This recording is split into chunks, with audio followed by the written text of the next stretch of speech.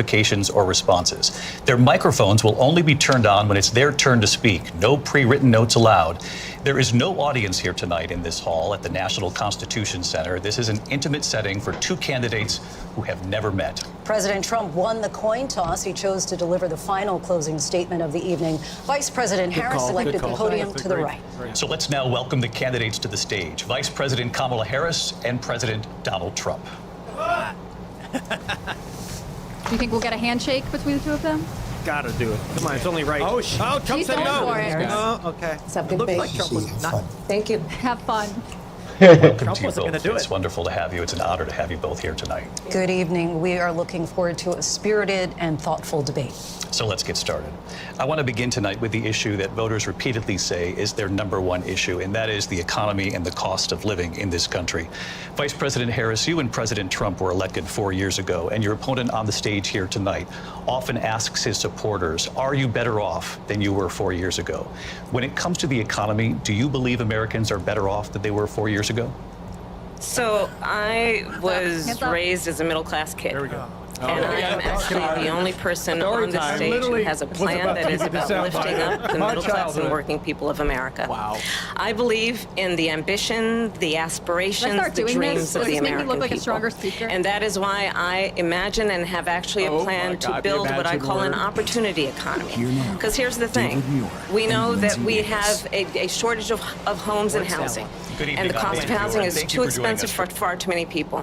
But why We is it know so that young expensive? families need support to raise their children, and I intend on extending a tax cut for those families of $6,000, which is the largest child tax credit that we have given in a long time, so that those young families can afford to buy a crib, buy a car seat, buy clothes for their children.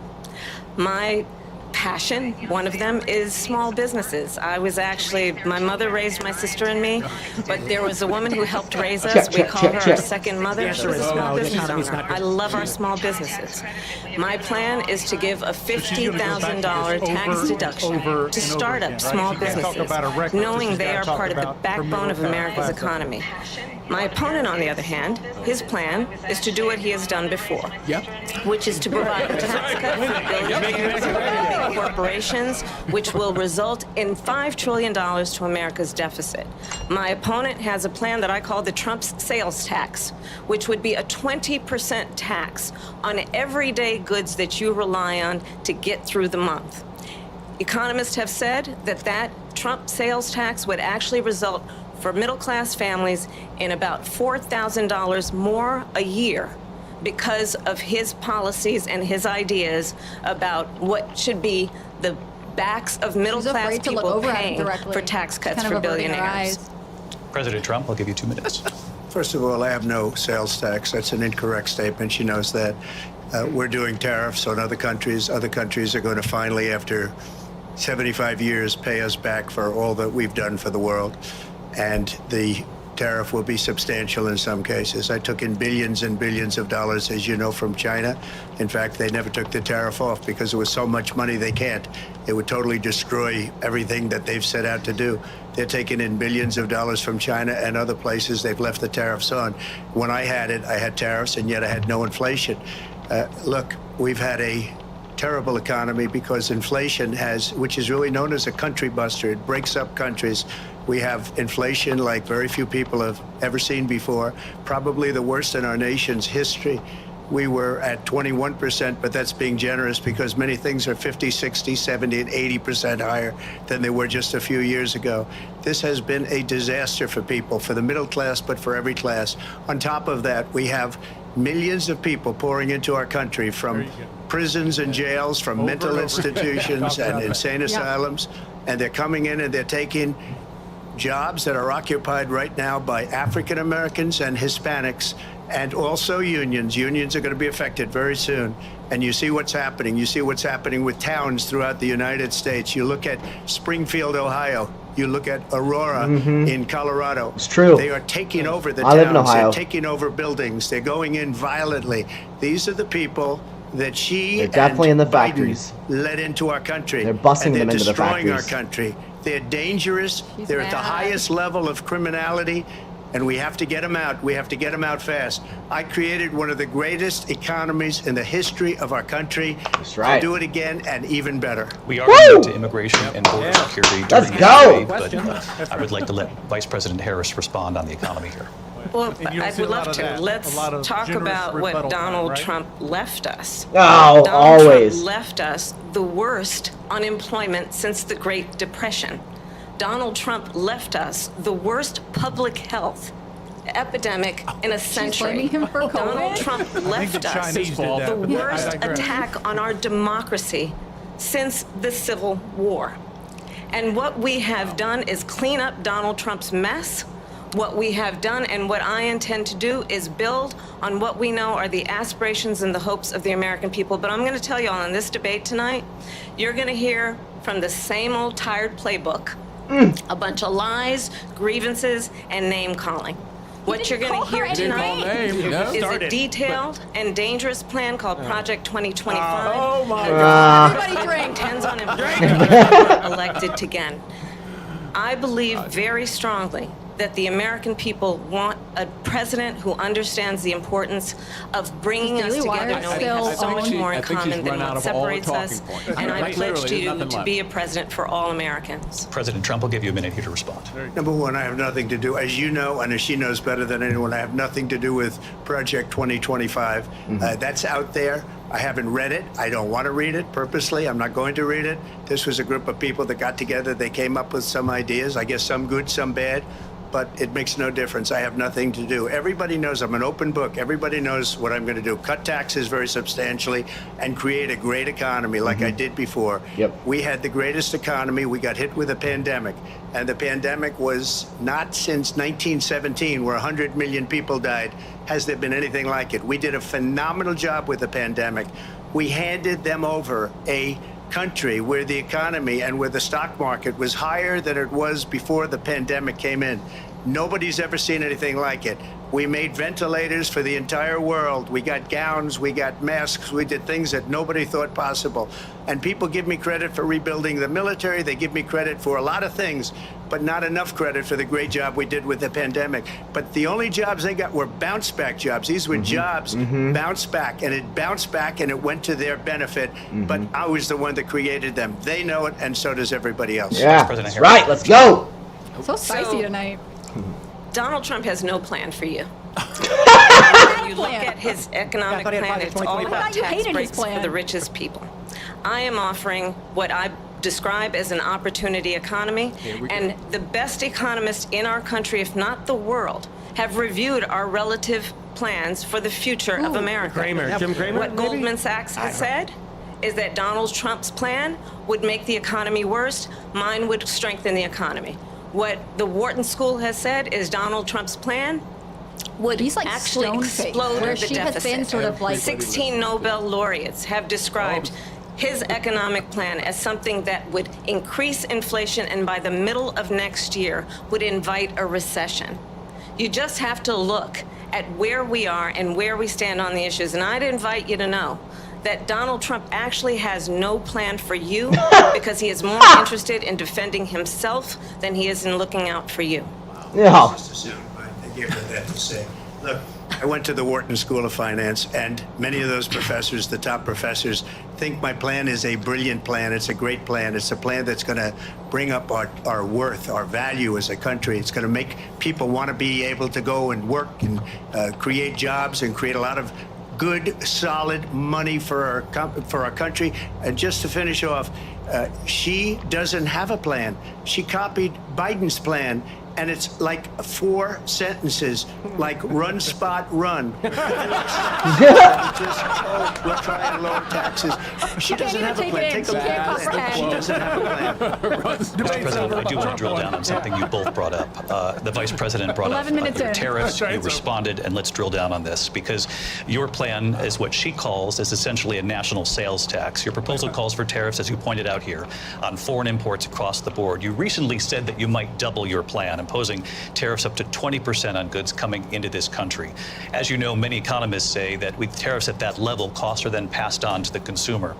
Vice President Harris has argued it'll mean higher prices on gas, food, clothing, medication, arguing it costs the typical family nearly $4,000 a year. Do you believe Americans can afford higher prices because of tariffs? They're not going to have higher prices. What's going to have and who's going to have higher prices is China and all of the countries that have been ripping us off for years. I was the only president ever. China was paying us hundreds of billions of dollars, and so were other countries.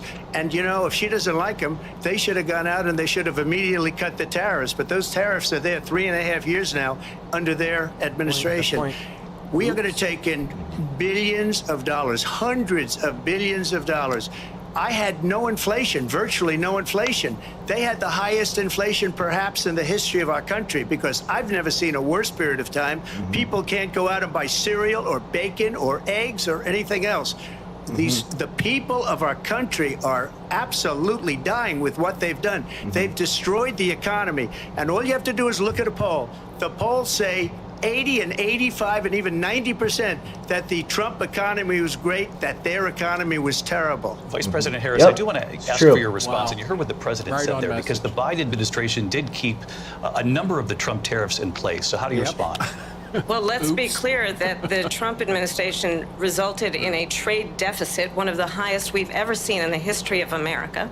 He invited trade wars. You want to talk about his deal with China? What he ended up doing is, under Donald Trump's presidency, he ended up selling American Notice her chips sidestepping any to connection China to the Biden administration. to help them improve and modernize their military, basically sold us out, when a policy about China should be in making sure the United States of America wins the competition for the 21st century, which means focusing on the details of what that requires, focusing on relationships with our allies, focusing on investing in American-based technology so that we win the race on AI, on quantum computing, focusing on what we need to do to support America's workforce so that we don't end up having on the short end of the stick in terms of workers' rights. But what Donald Trump did, let's talk about this, with COVID, is he actually thanked President Xi for what he did during COVID. Look at his tweet. Thank you, President Xi, exclamation point. When we know that Xi was responsible for lacking and not giving us transparency about the origins of COVID. Wait a minute. First of all, they bought their chips from Taiwan. We hardly make chips anymore because of philosophies like they have and policies like they have. I don't say her because she has no policy. Everything that she believed 3 years ago and 4 years ago is out the window. She's going to my philosophy now. In fact, I was going to send her a MAGA hat. If she ever got elected, she'd change it. Oh, she's laughing. It will be the end of our country. She's a Marxist. Everybody knows she's a Marxist. Her father's a Marxist professor in economics, and he taught her well. She's got it. Our country. And when you look at these millions and millions of people that are pouring into our country monthly, Well, she's crossing where her it's, over I believe, herself, so she's 21 feeling million defensive. people, not the 15 that people say, and I think it's a lot higher than the 21. That's bigger than New York State pouring in. And just look at what they're doing to our country. They're criminals. Many of these people coming in are criminals. And that's bad for our economy, too. You know, you mentioned before, we'll talk about immigration later. Well, bad immigration is the worst thing that can happen to our economy. They have, and she has, destroyed our country with policy that's insane. Almost policy that you'd say they have to hate our country. President Trump. Yeah. Lindsay. I want to turn to the issue of abortion. President Trump, you've often touted that you were able to kill Roe v. Wade. Last year, you said that you were proud to be the most pro-life president in American history. Then last month, you said that your administration would be great for women and their reproductive rights. In your home state of Florida, you surprised many with regard to your 6-week abortion ban, because you initially had said that it was too short. And you said, quote, I'm going to be voting that we need more than 6 weeks. But then the very next day, you reversed course and said you would vote to support the 6-week ban. Vice President Harris says that women shouldn't trust you on the issue of abortion because you've changed your position so many times. Therefore, why should they trust you? Well, the reason I'm doing that vote is because the plan is, as you know, the vote is They have commenting on abortion the- in the ninth month. They even have, and you can look at the governor of West Virginia, the previous governor of West Virginia, not the current governor, who's doing an excellent West job. Virginia. But the governor West before, Virginia, he said Virginia. the baby will be born and we will decide what to do with the baby. In How other dare words, you. we'll execute the baby. And that's why I did that, because that predominates, because they're radical. The Democrats are radical in that. And her vice presidential pick, which I think She was a keeps, like, horrible pick, by the way, for our crossing country. in front of herself. Because he It's is kind of really interesting. out of it. But her vice presidential pick says abortion in the ninth month is absolutely fine. He also says execution after birth. It's an execution, no longer abortion, because the baby is born, is okay. And that's not okay with me, hence the vote. But what I did is something, life of the month. I believe 2 years they've been trying to get Roe v. Wade into the states. And through the genius and heart and strength of 6 Supreme Court justices, we were able to do that. Now, I believe in the exceptions for rape, incest, and life of the mother. I believe strongly in it. Ronald Reagan did also. 85% of Republicans do. Exceptions. Very important. But we were able to get it, and now states are voting on it. And for the first time, you're going to see, look, this is an issue that's torn our country apart for 52 years. Every legal scholar, every Democrat, every Republican, liberal, conservative, they all wanted this issue to be brought back to the states where the people could vote. And that's what happened. Now, Ohio, the vote was somewhat liberal. Kansas, the vote was somewhat liberal, much more liberal than people would have thought. But each individual state is voting. It's the vote of the people now. It's not tied up in the federal government. I did a great service in doing it. It took courage to do it. And the Supreme Court had great courage in doing it. And I give tremendous credit to those 6 justices. There is no state in this country where it is legal to kill a baby after it's born. Madam Vice President, I want to get your response to it. Well, as I said, you're going to hear a bunch of lies, and that's not actually a surprising fact. Let's understand how we got here. Donald Trump hand-selected 3 members of the United States Supreme Court with the intention that they would undo the protections of Roe v. Wade. And they did exactly as he intended. And now in over 20 states, there are Trump abortion bans, which make it criminal for a doctor or nurse to provide health care. In one state, it provides prison for life. Trump abortion bans that make no exception even for rape and incest, which understand what that means. A survivor of a crime, a violation to their So what body, about the 12 does and not have 14-year-old the right girls to make that a have been decision raped by about what illegal? happens When are we going to their talk about body that? next. And That those is girls' immoral. lives are changed forever. And those families' one does not lives are have to changed forever abandon because their of their faith failed or policy. deeply held I don't think beliefs she could to agree. win any The moderate government slash- and like- Donald, because the healthcare providers are afraid they might go to jail, and she's bleeding out in a car in the parking lot. She didn't want that. Her husband didn't want that. A 12 or 13-year-old survivor of incest being forced to carry a pregnancy to term. They don't want that. And I pledge to you, when Congress passes a bill to put back in place the protections of Roe v. Wade, as President of the United States, I will proudly sign it into law. But understand, if Donald Trump were to be reelected, he will sign a national abortion ban. Understand, in his Project 2025, there would be a national abortion, a monitor that would be monitoring your pregnancies, your miscarriages. I think the American people believe that certain freedoms, in particular the freedom to make decisions about one's own body, should not be made by the government. Thank you, Vice President Harris. There she goes again. It's a lie. I'm not signing a ban, and there's no reason to sign a ban because we've gotten what everybody wanted. Democrats, Republicans, and everybody else, and every legal scholar wanted it to be brought back into the states, and the states are voting. And it may take a little time, but for 52 years, this issue has torn our country apart, and they wanted it back in the states. And I did something that nobody thought was possible. The states are now voting. What she says is an absolute lie. And as far as the abortion ban, no. I'm not in favor of abortion ban, but it doesn't matter because this issue has now been taken over by the states. Would you veto a national abortion ban if it Well, I came to won't your desk? have to because, again, two things. Number one, she said she'll go back to Congress. She'll never get the vote. It's impossible for her to get the vote, especially now with the 50-50, essentially 50-50 in both Senate and the House. She's not going to get the vote. She can't get the vote. She won't even come close to it. So it's just talk. You know what it reminds me of when they said they're going to get student loans terminated? Yeah. And it ended up being Yeah. a total catastrophe. The student loans, and then her, I think probably her boss, if you call him a boss, he spends all his time on the beach. But look, her boss went out and said, we'll do it again. We'll do it a different way. And he went out, got rejected again by the Supreme Court. So all these students got taunted with this whole thing about this whole idea. And how unfair that would have been, part of the reason they lost, to the millions and millions of people that had to pay off their student loans. Right. They didn't get it for free. Exactly. They were saying it's the same way that they talked about that they talked about abortion. But if I could just get a yes or no, because you're running me, J.D. Vance has said that you would veto it if it did come to your desk. Well, I didn't discuss it with J.D. In all fairness, J.D. And I don't mind if he has a certain view, but I think he was speaking for me, but I really didn't.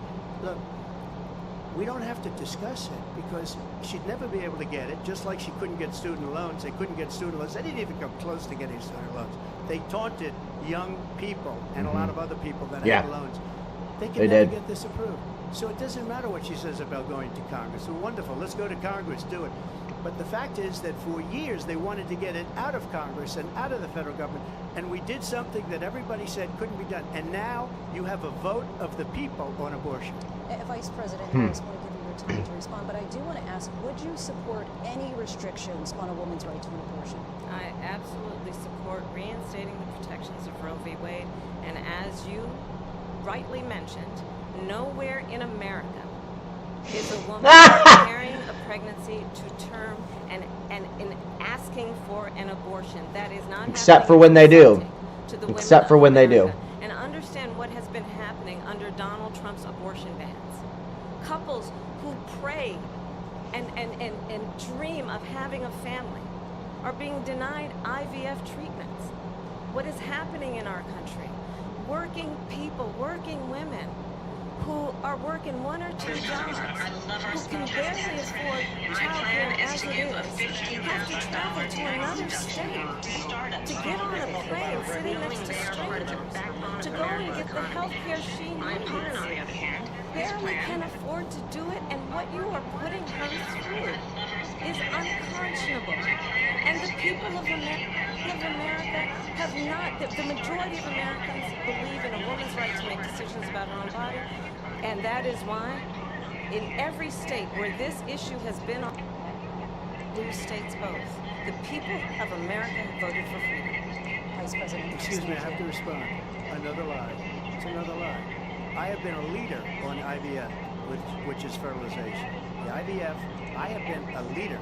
In fact, when they got a very negative To the women of decision- America.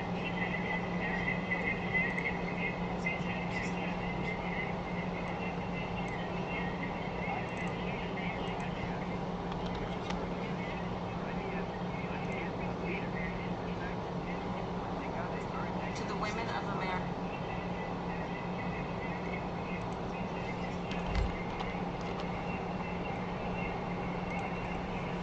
Well, I mean, after years of drinking, I just realized that alcohol isn't this social lubricant that I thought it was. The confidence that I was getting. Abortions in the 7th month, the 8th month, the 9th month, and probably after birth. Just look at the governor, former governor of Virginia. The governor of Virginia said we put the baby aside and then we determine what we want to do with the baby. President Trump. We're going to turn now to immigration and border security. We know it's an issue that's important to Republicans, Democrats, voters across the board in this country. Vice President Harris, you were tasked by President Biden getting to the root causes of migration. Said we put the baby aside and then we know that determine what we want to do with the baby. record high in the Biden administration. This past June, President Biden imposed tough new asylum restrictions. We know the numbers since then have dropped significantly. But my question to you tonight is why did the administration wait until 6 months before the election to act? And would you have done anything differently for President Biden? So I'm the only person on this stage who has prosecuted transnational criminal organizations for the trafficking of guns, drugs, and human beings. And let me say that the United States Congress, including some of the most conservative members of the United States Senate, came up with a border security bill, which I supported. You That's answer the the question, problem. would you Because veto? under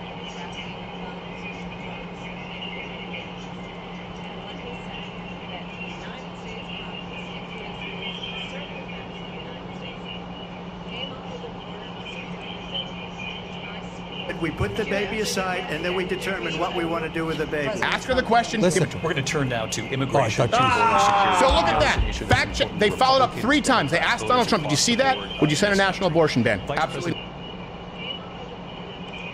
Some folks in Congress and said, kill the bill. And you know why?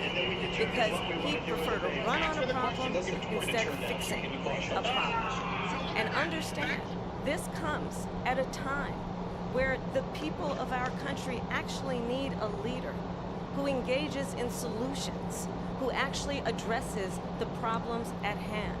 But what we have in the former president is someone who would prefer to run on a problem instead of fixing a problem. And I'll tell you something, he's going to talk about immigration a lot tonight, even when it's not the subject that is being raised. And I'm going to actually do something really unusual, and I'm going to invite you to attend one of Donald Trump's rallies, because it's a really interesting watch. You will see during the course of his rallies, he talks about fictional characters like Hannibal Lecter. He will talk about windmills cause cancer. And what you will also notice is that people start leaving his rallies early out of exhaustion and boredom. And I will tell you, the one thing you will not hear him talk about Yeah, right. is you. You will not hear him talk about your needs, your dreams, and your desires. And I'll tell you, I believe you deserve a president who actually puts you first, and I pledge to you that I will. Vice President Harris, thank you. President Trump, on that point, I want to get your response. Well, I would like to respond. Let me just ask, though, why did you try to kill that bill, and successfully so? That would have put thousands of additional agents and officers on the board. First, let me respond as to the Please. rallies. She said people Sure. start leaving. People don't go to her rallies. There's Yeah. people who go. And Yeah. the people that do go, she's bussing them in and paying them to be there, and then showing them in a different light. So she can't talk about that. People don't leave my rallies. We have the biggest rallies, the most incredible rallies in the history of politics. That's because people want to take their country back. Our country is being lost. We're a failing nation. And it happened 3.5 years ago. And what's going on here, you're going to end up in World War III, just to go into another subject. What they have done to our country by allowing these millions and millions of people to come into our country, and look at what's happening to the towns all over the United States. A lot of towns don't want to talk. It's not going to be Aurora or Springfield. A lot of towns don't want to talk about it because they're so embarrassed by it. In Springfield, they're eating the dogs, the people that came in. They're eating the cats. They're eating the Yeah. pets. Of I saw it. people that Yeah. live there. It's happening. This is what's happening in our country, and it's a shame. As far as rallies are concerned, as far as the reason they go is they like what I say. They want to bring our country back. They want to make America great again. It's a very simple phrase, make America great again. She's destroying this country, and if she becomes president, this country doesn't have a chance of success. Not only success, we'll end up being Venezuela on steroids. I just want to clarify here. You bring up Springfield, Ohio, and ABC News did reach out to the city manager there. He told us there have been no credible reports of specific claims of pets being harmed, injured, or abused by individuals within the immigrant community. Well, All I've this, seen people on television. let me just say here, this is the people on this television is say declare- my dog was taken and used for food. So maybe he said that, and maybe that's a good Yeah. thing to say for a city manager. I'm not taking this from But the television. people I'm on taking it from television the city saying their manager. dog was eaten by the people that went there. Again, the Springfield city manager says there's no evidence of that. Vice We'll President find Harris, out. I'll let you respond to the rest of what you've heard. You talk about extreme. This is, I think, one of the reasons why in this election I actually have the endorsement of 200 Republicans who have formerly worked with President Bush, Mitt Romney, and John McCain, including the endorsement of former Vice President Dick Cheney and Congress member. Yeah, you can Liz have Dick Cheney. You can have the If you Cheneys. wanna really know the Along with the inside Clintons and the track of Obamas. the former president is, if he didn't make it clear already, just ask Huh. people who have worked with him. His former chief of staff, a 4-star general, has said he has contempt for the Constitution of the United States. His former national security advisor has said he is dangerous and unfit. His former Secretary of Defense has said the nation, the Republic, would never survive another Trump term. And when we listen to this kind of rhetoric, when the issues that affect the American people are not being addressed, I think the choice is clear in this election. President Trump, I'll give you a quick minute to respond. Yeah, thank you, because when I hear that, see, I'm a different kind of a person. I fired most of those people. Not so graciously. They did bad things or a bad job. I fired them. They never fired one person. They didn't fire anybody having to do with Afghanistan and the Taliban and the 13 people who's were just killed, viciously and violently killed. And I got to know the parents and the family. They didn't fire. They should have fired all those generals, all those top people, because that was one of the most incompetently handled situations anybody has ever seen. So when somebody does a bad job, I fire him. And you take a guy like Esper, he was no good, I fired him, so he writes a book. Another one writes a book, because with me they can write books, with nobody else can they. But they have done such a poor job, and they never fire anybody. Look at the economy, look at the inflation. They didn't fire any of their economists, they have the same people. That's a good way not to have books written about you. But just to finish, I got more votes than any Republican in history by far. In fact, I got more votes than any president, sitting president, in history by far. Let me continue on immigration. It was what you wanted to talk about earlier, so let's get back to your deportation proposal that the vice president has reacted to as well. President Trump, you call this the largest domestic deportation operation in the history of our country. You say you would use the National Guard. You say if things get out of control, you'd have no problem using the U.S. military. You also said you would use local police. How would you deport 11 million undocumented immigrants? I know you believe that number is much higher. Take us through this. What does this look like? Will authorities be going door to door in this country? Yeah. It is much higher because of them. They allowed criminals, many millions of criminals. They allowed terrorists. They allowed common street criminals. They allowed people to come in, drug dealers, to come into our country, and they're now in the United States and told by their countries like Venezuela, don't ever come back or we're going to kill you. Do you know that crime in Venezuela and crime in countries all over the world is way down? You know why? Because they've taken their criminals off the street and they've given them to her to put into our country. And this will be one of the greatest mistakes in history for them to allow, and I think they probably did it because they think they're going to get votes, but it's not worth it because they're destroying the fabric of our country by what they've done. There's never been anything done like this at all. They've destroyed the fabric of our country.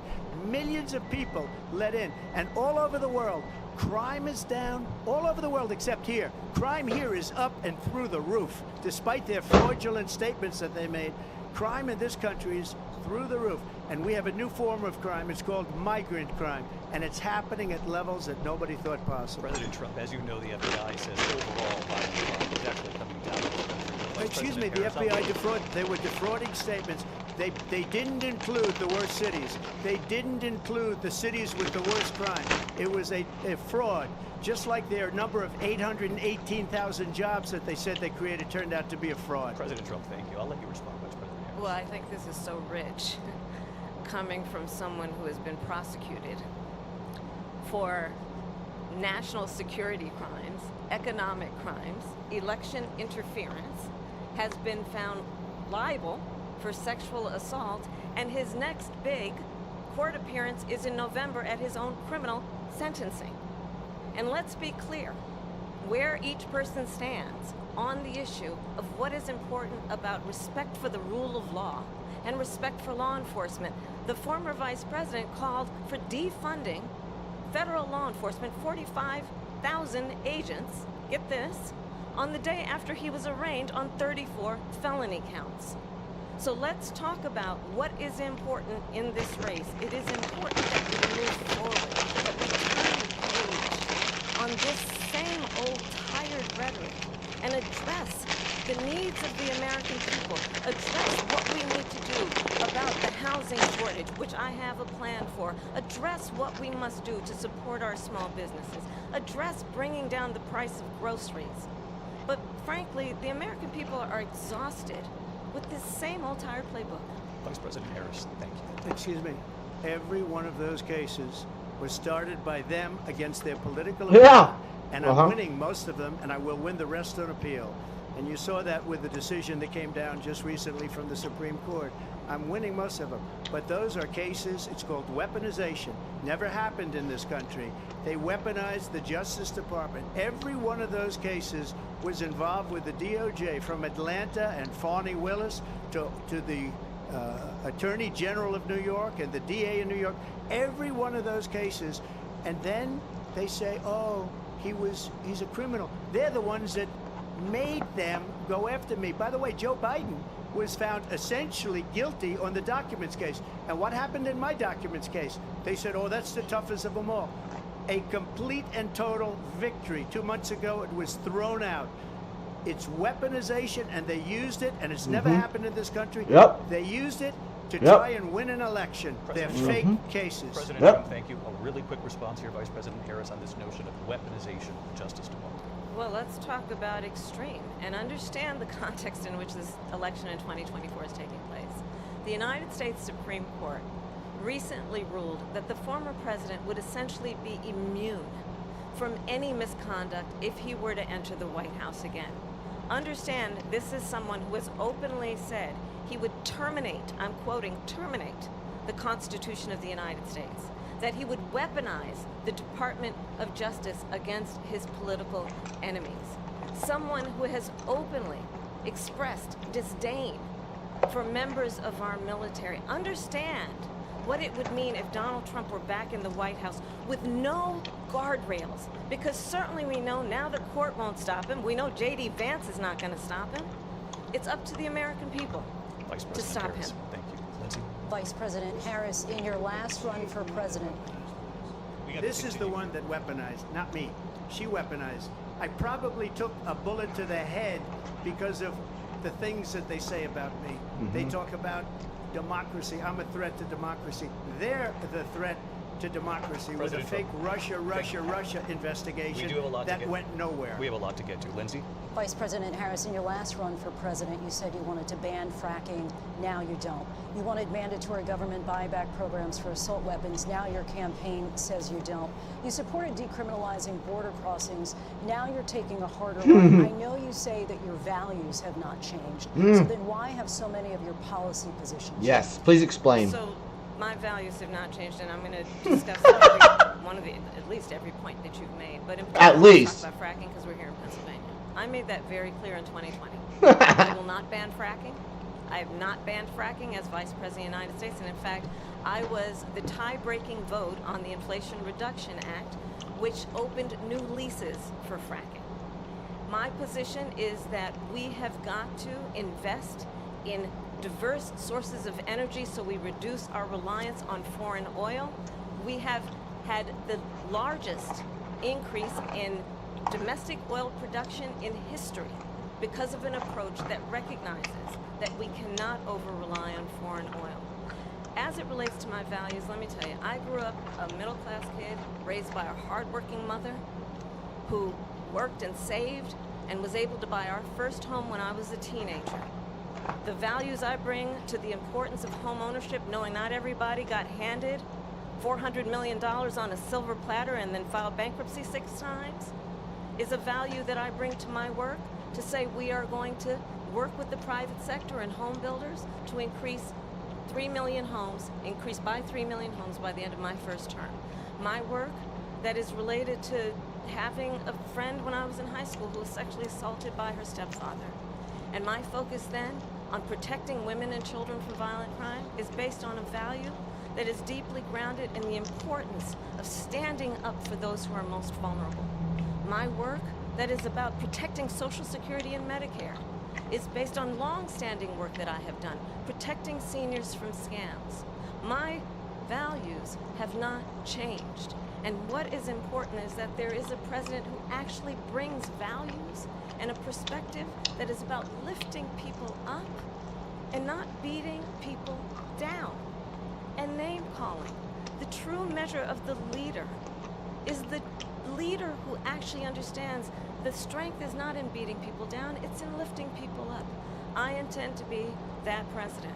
President Trump, your Well, first of response? all, I wasn't given $400 million. I wish I was. My father was a Brooklyn builder, Brooklyn, Queens, and a great father, and I learned a lot from him. But I was given a fraction of that, a tiny fraction, and I built it into many, many billions of dollars, many, many billions. And when people see it, they are even surprised. So we don't have to talk about that. Fracking, she's been against it for 12 years. Defund the police, she's been against that forever.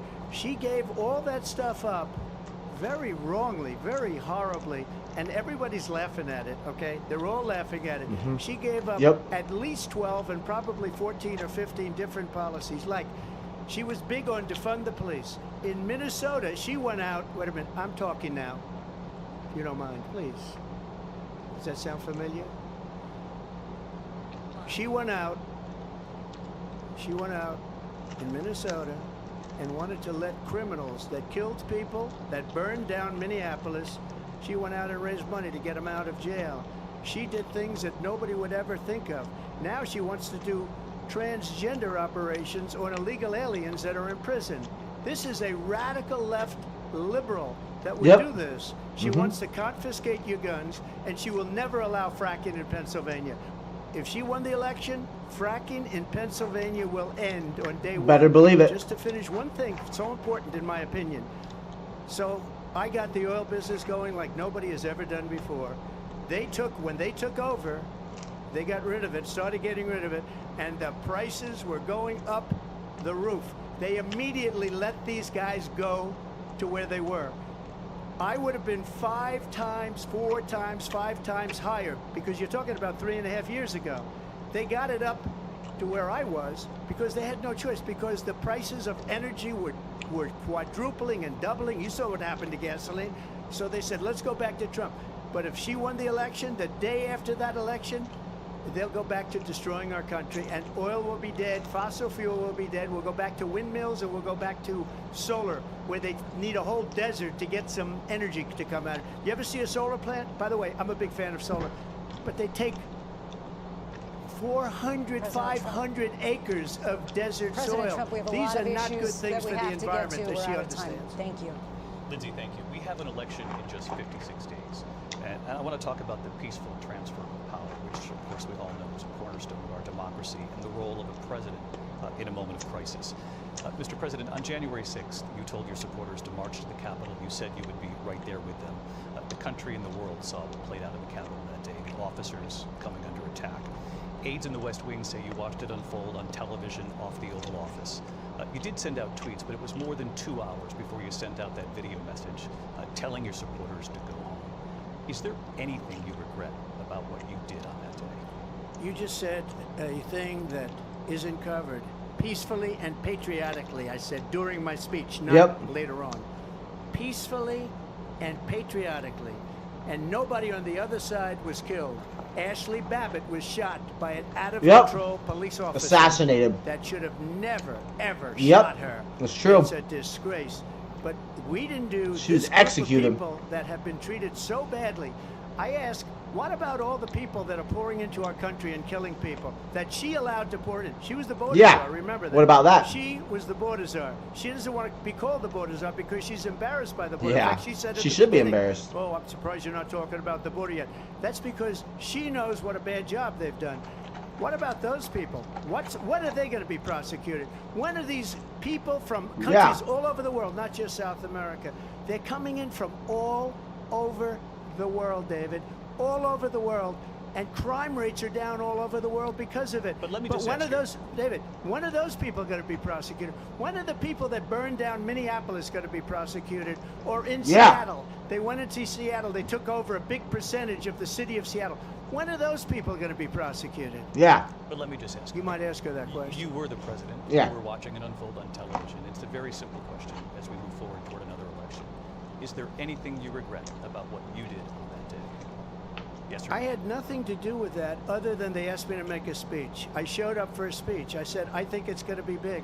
I went to Nancy Pelosi and the mayor of Washington, D.C., and the mayor put it back in writing, as you know. I said, you know, this is going to be a very big rally or whatever you want to call it. and again, it wasn't done by me, it was done by others. I said, I'd like to give you 10,000 National Guard or soldiers. They rejected me. Nancy Pelosi rejected me. It was just 2 weeks ago. Her daughter has a tape of her saying she is fully responsible for what happened. They want to get rid of that tape. It would have never happened if Nancy Pelosi and the mayor of Washington did their jobs. I wasn't responsible for security. Nancy Pelosi was responsible. She didn't do her job. The question was about you as president, not about former Speaker Pelosi, but I do want Vice President Harris to respond here. I was at the Capitol on January 6th. Oh my. Vice President-elect. I was also an acting senator. I was there. Oh my. And on that day, the President of the United States incited a violent mob. Yeah, right. To attack no. our nation's capital. To desecrate our nation's capital. On that day, 140 law enforcement officers were injured. And some died. And understand, the former president has been indicted and impeached for exactly that reason. But this is not an isolated situation. Let's remember Charlottesville, where there was a mob of people carrying tiki torches, spewing anti-Semitic hate. And what did the president then at the time say? There were fine people on each side. Let's remember that when it came to the Proud Boys, a militia, the president said, the former president said, stand back and stand by. So for everyone watching who remembers what January 6th was, yeah, we remember. We don't have to Do go you? back. Let's not go back. We're not going back. It's time to turn the page. And if that was a bridge too far for you, well, there is a place in our campaign for you to stand for country, to stand for our democracy, to stand for the rule of law, and to end the chaos, and to end the approach that is about attacking the foundations of our democracy because you don't like the outcome. And be clear on that point. Donald Trump, the candidate, has said in this election there will be a bloodbath if this and the outcome of this election is not to his liking. Let's turn the page on this. Let's not go back.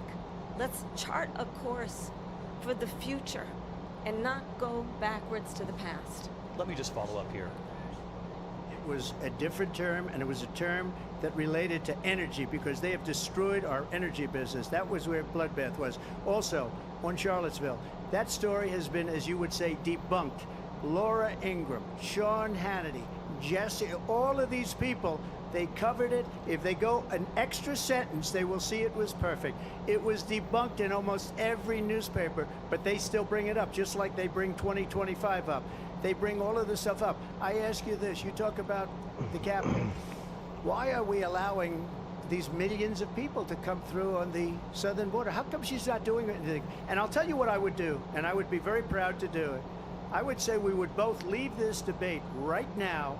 I'd like to see her go down to Washington, D.C. during this debate because we're wasting a lot of time. Go down to, because she's been so bad, it's so ridiculous.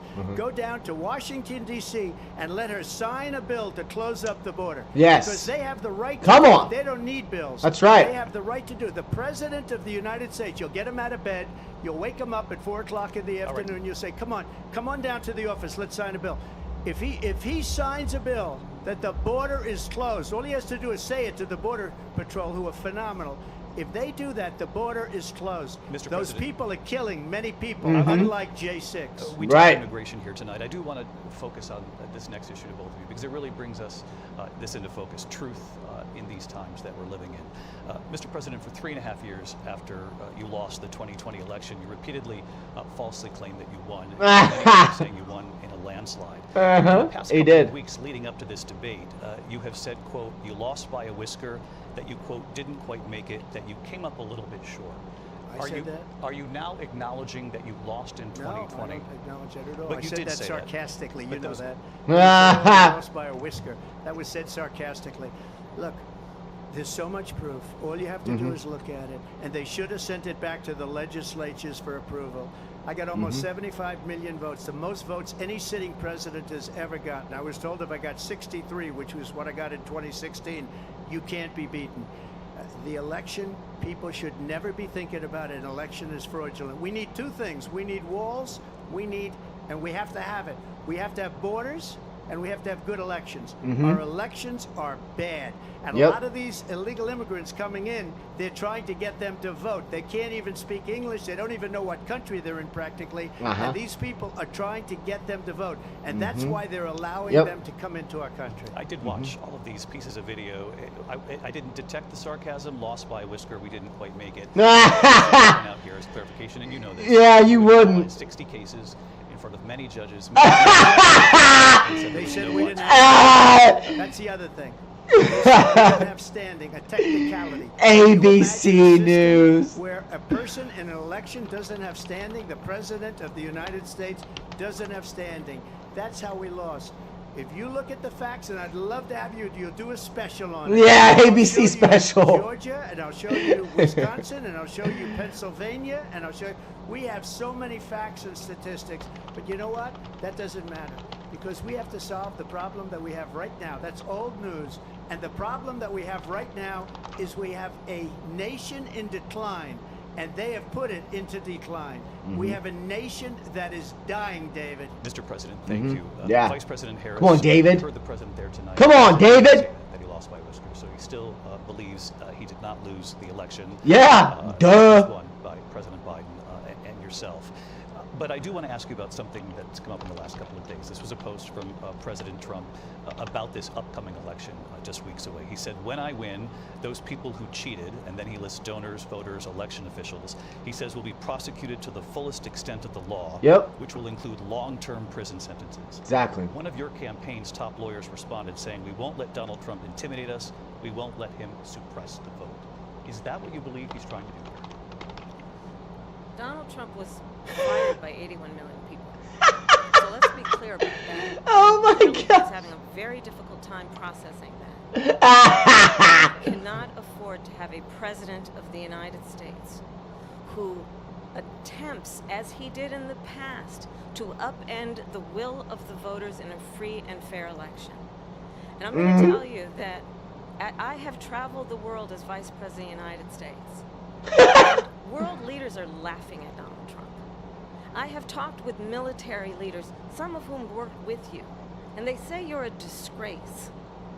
And when you then talk in this way in a presidential debate and deny what over and over again are court cases you have lost because you did in fact lose that election, it leads one to believe that perhaps we do not have in the candidate to my right the temperament or the ability to not be confused about fact.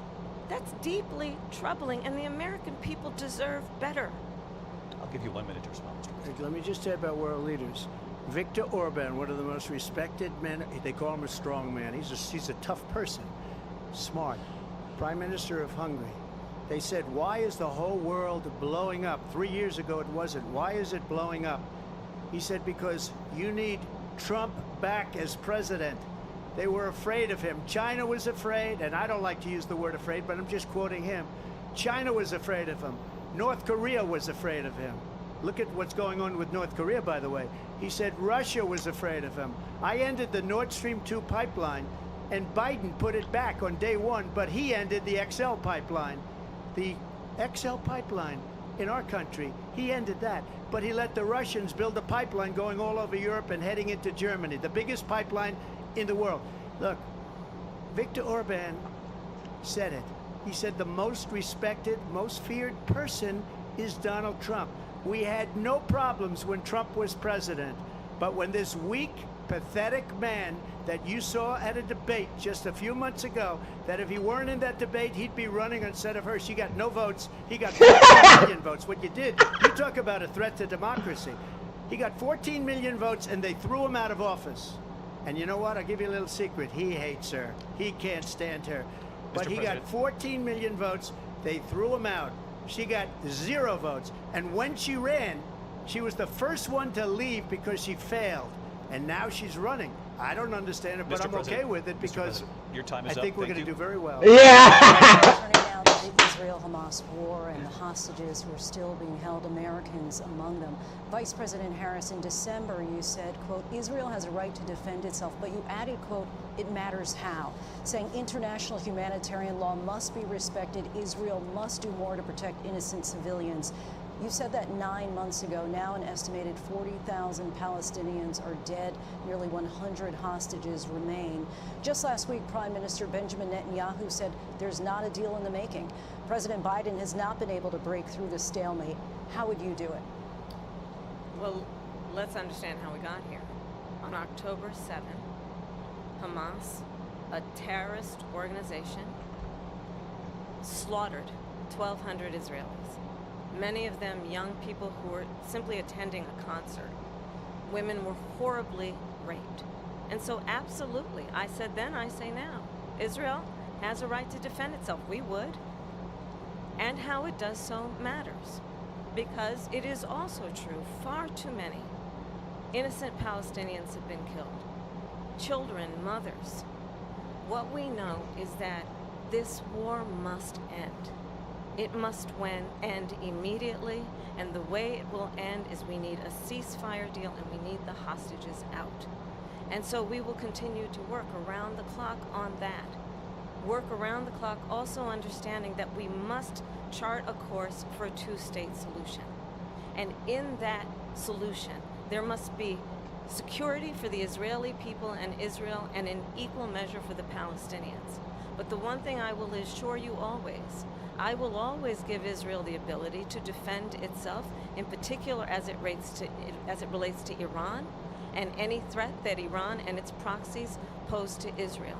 But we must have a two-state solution where we can rebuild Gaza, where the Palestinians have security, self-determination, and the dignity they so rightly deserve. President Trump, how would you negotiate with Netanyahu and also Hamas in order to get the hostages out and prevent the killing of more innocent civilians in Gaza? If I were president, it would have never started. If I were president, Russia would have never, ever, I know Putin very well, he would have never, and there was no threat of it either, by the way, for 4 years, have gone into Ukraine and killed millions of people when you add it up, far worse than people understand what's going on over there. But when she mentions about Israel, all of a sudden, she hates Israel. She wouldn't even meet with Netanyahu when he went to Congress to make a very important speech. She refused to be there. She was at a sorority party of hers. Oh. Go to the sorority party. She hates Israel. If she's president, I believe that Israel will not exist within 2 years from now. And I've been pretty good at predictions, and I hope I'm wrong about that one. She hates Israel. At the same time, in her own way, she hates the Arab population because the whole place is going to get blown up. Arabs, Jewish people, Israel will be gone. It would have never happened. Iran was broke under Donald Trump. Now Iran has $300 billion because they took off all the sanctions that I had.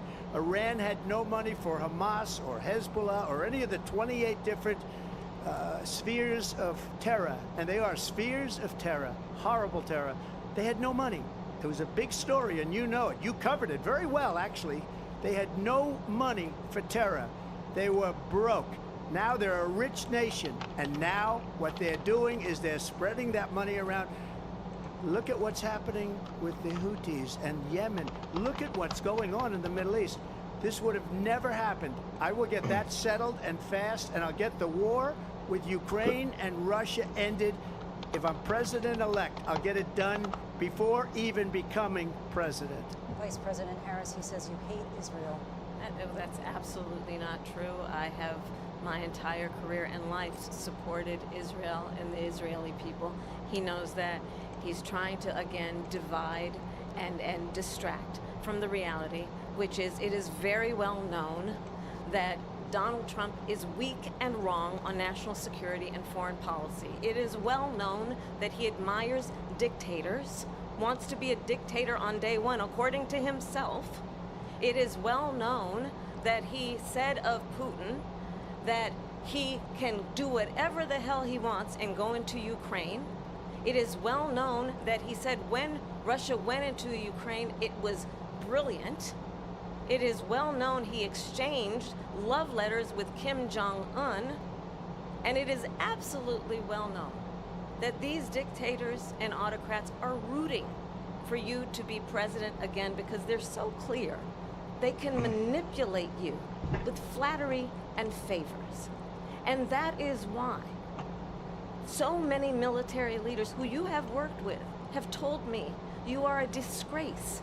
That is why we understand that we have to have a president who is not consistently weak and wrong on Vice national President security, Harris. including the importance of upholding and respecting in highest regard our military. Vice President Harris, thank you. And she's the one that caused it, that's weak on national security by allowing every nation last month for the year, 168 different countries sending people into our country. Their crime rates are way down. Putin endorsed her last week, said, I hope she wins. And I think he meant it, because what he's gotten away with is absolutely incredible. It wouldn't have happened with me. The leaders of other countries think that they're weak and incompetent, and they are. They're grossly incompetent. And I just ask one question. Why does Biden go in and kill the Keystone Pipeline and approve the single biggest deal that Russia's ever made, Nord Stream 2, the biggest pipeline anywhere in the world going to Germany and all over Europe? Because they're weak and they're ineffective. And Biden, by the way, President gets paid Trump, a lot of money. Thank you. We have a lot of issues to get to. We'll be right back with much more of this historic ABC News presidential debate from the National Constitution Center right here in Philadelphia. Back in a moment.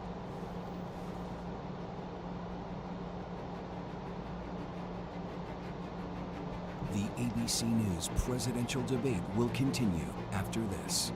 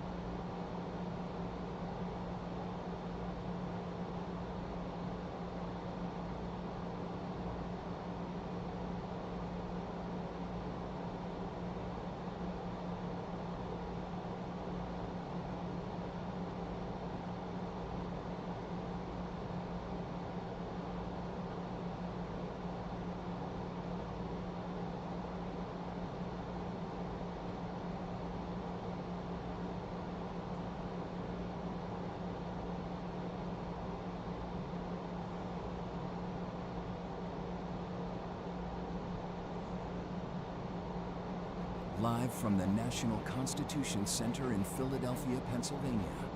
Here again, David Muir and Lindsay Davis. Welcome back to this historic ABC News presidential debate tonight. We're going to continue here, and I want to turn to the war in Ukraine. We're now 2.5 years into this conflict. Mr. President, it has been the position of the Biden administration that we must defend Ukraine from Russia, from Vladimir Putin, to defend their sovereignty, their democracy, that it's in America's best interest to do so, arguing that if Putin wins, he may be emboldened to move even further into other countries. You have said you would solve this war in 24 hours. You said so just before the break tonight. How exactly would you do that? And I want to ask you a very simple question tonight. Do you want Ukraine to win this war? I want the war to stop. I want to save lives that are being uselessly, people being killed by the millions. It's the millions. It's so much worse than the numbers that you're getting, which are fake numbers. Look, we're in for 250 billion or more because they don't ask Europe, which is a much bigger beneficiary to getting this thing done than we are. They're in for $150 billion less because Biden and you don't have the courage to ask Europe like I did with NATO. They paid billions and billions, hundreds of billions of dollars when I said, either you pay up or we're not going to protect you anymore. So that's maybe one of the reasons they don't like me as much as they like weak people. But you take a look at what's happening. We're in for 250 to 275 billion. They're into 100 to 150. They should be forced to equalize. With that being said, I want to get the war settled. I know Zelensky very well, and I know Putin very well. I have a good relationship, and they respect your president, okay? They respect me. They don't respect Biden. How would you respect him? Why? For what reason? He hasn't even made a phone call in 2 years to Putin, hasn't spoken to anybody. They don't even try and get it. That is a war that's dying to be settled. I will get it settled before I even become president. If I win, when I'm president-elect, and what I'll do is I'll speak to one, I'll speak to the other, I'll get them together. That war would have never happened. And in fact, when I saw Putin after I left, unfortunately left because our country has gone to hell. But after I left, when I saw him building up soldiers, he did it after I left, I said, oh, he must be negotiating. It must be a good, strong point of negotiation. Well, it wasn't, because Biden had no idea how to talk to him. He had no idea how to stop it. And now you have millions of people dead, and it's only getting worse, and it could lead to World War III. Don't kid yourself, David. We're playing with World War III, and we have a president that we don't even know if he's... Where is our president? We don't even know if he's a president. And just to clarify they here... threw him out of a campaign like a dog. We don't even know. Is he our president? But we have a president, Mr. President, that doesn't know he's alive. Your time is up.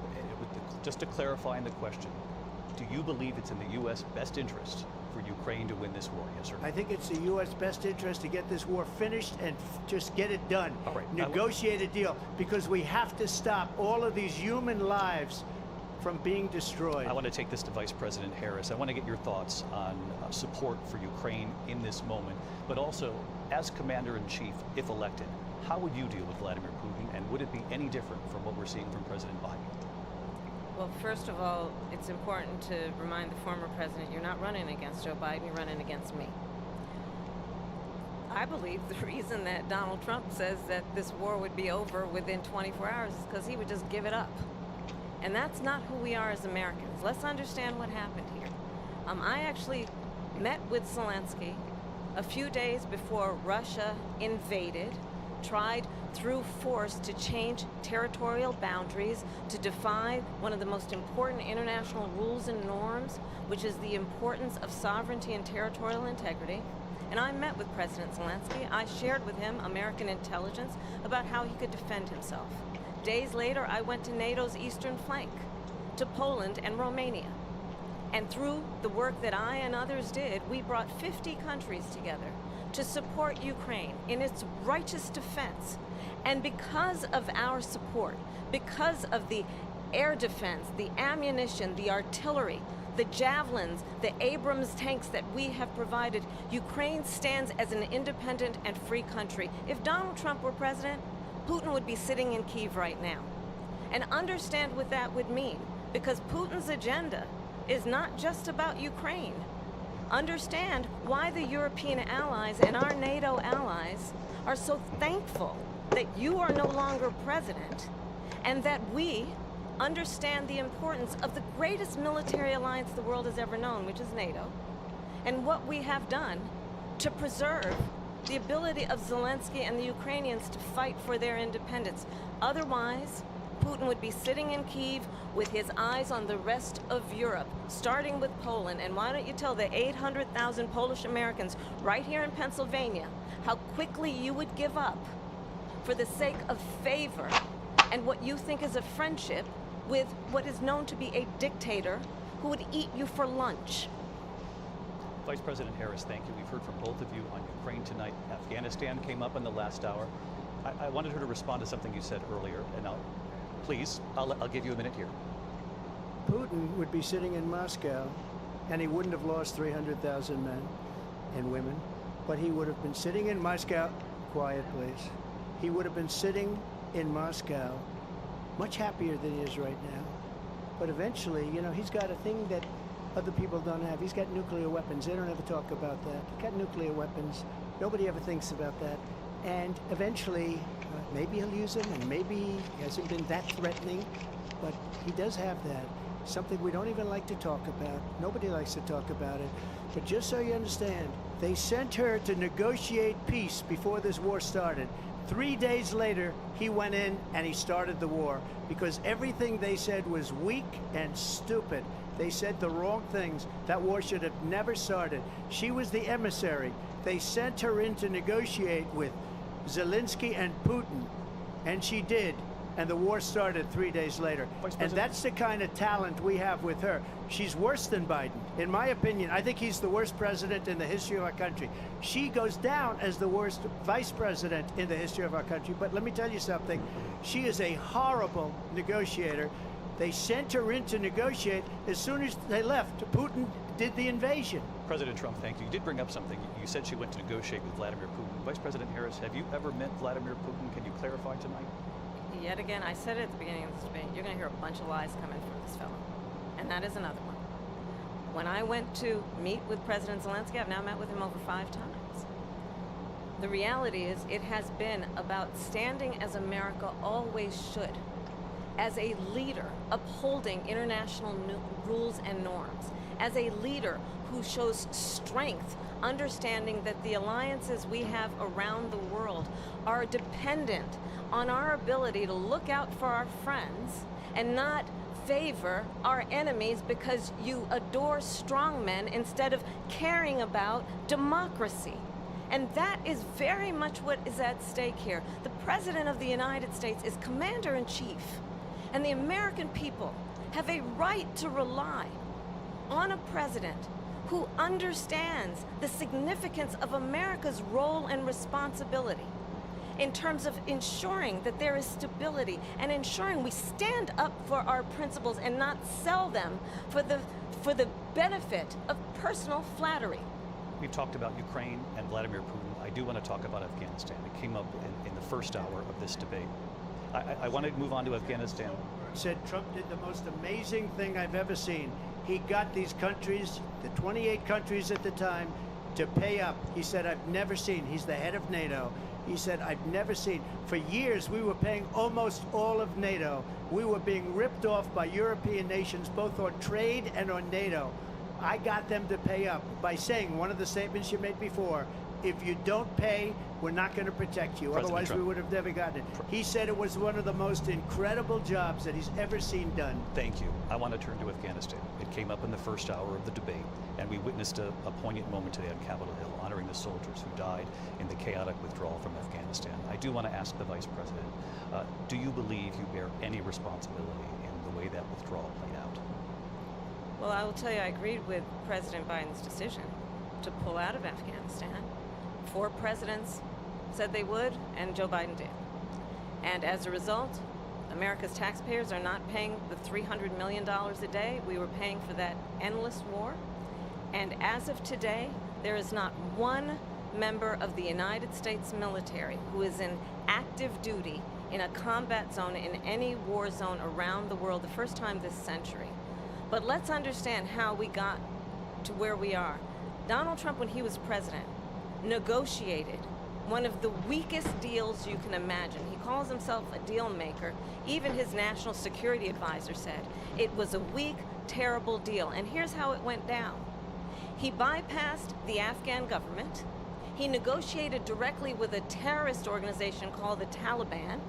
The negotiation involved the Taliban getting 5,000 Taliban terrorists released. And get this, and the president at the time invited the Taliban to Camp David, a place of storied significance for us as Americans, a place where we honor the importance of American diplomacy, where we invite and receive respected world leaders.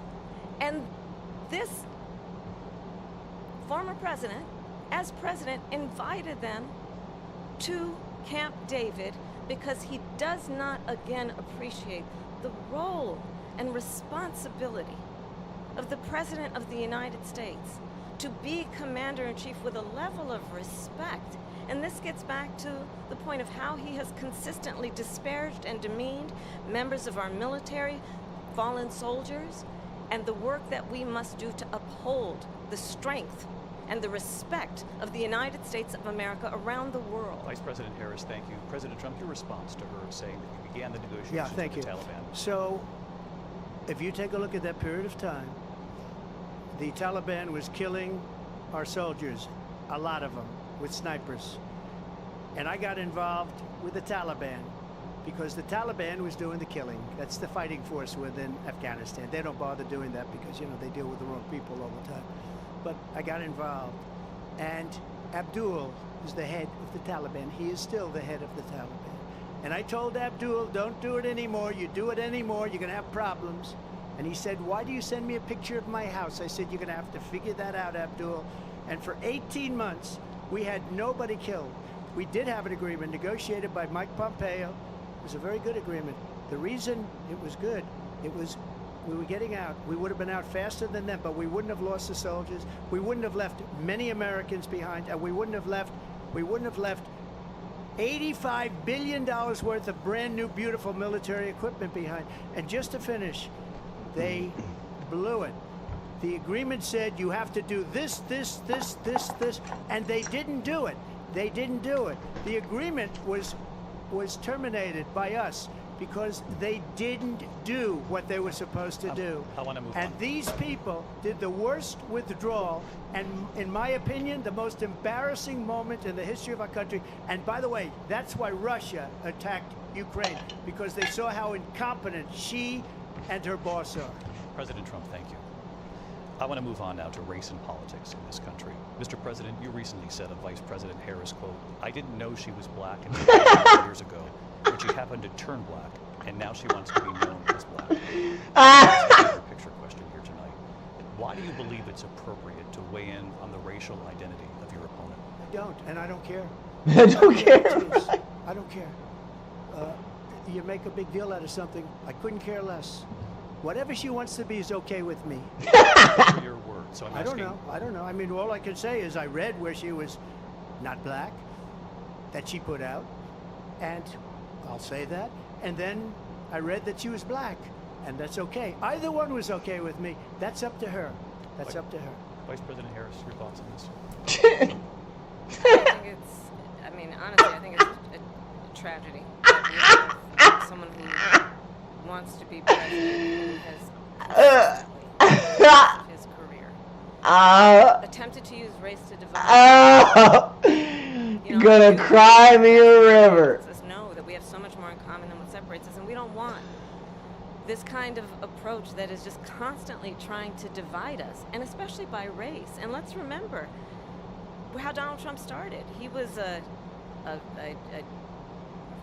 he owned buildings, and he was investigated because he refused to rent property to black families. Let's remember, this is the same individual who took out a full-page ad in the New York Times calling for the execution of 5 young black and Latino boys who were innocent, the Central Park 5. Took out a full-page ad calling for their execution. This is the same individual who spread birther lies about the first black president of the United States. And I think the American people want better than that, want better than this, want someone who understands, as I do, I travel our country. We see in each other a friend. We see in each other a neighbor. We don't want a leader who is constantly trying to have Americans point their fingers at each other. I meet with people all the time who tell me, can we please just have discourse about how we're going to invest in the aspirations and the ambitions and the dreams of the American people? Knowing that regardless of people's color or the language their grandmother speaks, we all have the same dreams and aspirations and want a president who invests in those, not in hate and division. Vice President Harris. Lindsay. President Trump, this is now your third time. This is the most divisive presidency in the history of our country. There's never been anything like it. They're destroying our country, and they come up with things like what she just said.